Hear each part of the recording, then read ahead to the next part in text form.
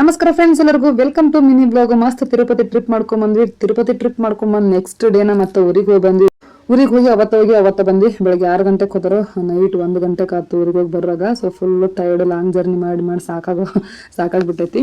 ಮಕ್ಕಳ uncle school ರಜಾ ಇತ್ತು ಅಂಡ್ ಹಸ್ಬೆಂಡ್ ಹಾಲಿಡೇ ಇತ್ತು. ಸೊ ಮಸ್ತ್ ಎಲ್ಲ ರೆಸ್ಟ್ ಮಾಡಿ ಎದ್ದು ಆರಾಮಾಗಿ ನಾಷ್ಟ ಮಾಡ್ಕೊಂಡು ಸೊ ಈಗ ಬ್ಲಾಗ್ ಮಾಡಕ್ ಅಂತೀನಿ ನೋಡ್ರಿ. ತಿರುಪತಿ ಟ್ರಿಪ್ ಹೋದಾಗ ಏನೆಲ್ಲ ಶಾಪಿಂಗ್ ಮಾಡ್ಕೊಂಡ್ ಬಂದೈತಿ ಅಂತೇಳಿ ಕ್ವಿಕ್ ಆಗಿ ಮಿನಿ ಬ್ಲಾಗ್ನಾಗ ಶೇರ್ ಮಾಡ್ಕೊಳಕ್ ಅಂತೀನಿ. ಅಲ್ಲಿ ಮಸ್ತ್ ಮುತ್ತಿನ ಸರಗಳು ಇದ್ವು. ಇದೊಂದ್ ಸ್ವಲ್ಪ ಡಿಫ್ರೆಂಟ್ ಆಗಿತ್ತು, ಮುತ್ತಿನ ಸರ ಬೋವೆಲ್ ಶೇಪ್ ಒಳಗ. ಸೊ ಇದನ್ನ ತಗೊಂಡ್ರಾತು ಅಂತೇಳಿ ತಗೊಂಡೆ. ಕಾಮನ್ ಆಗಿ ರೌಂಡ್ ಶೇಪ್ನಾಗ ಮುತ್ತಿನ ಸರ ಸಿಗ್ತೈತಿ.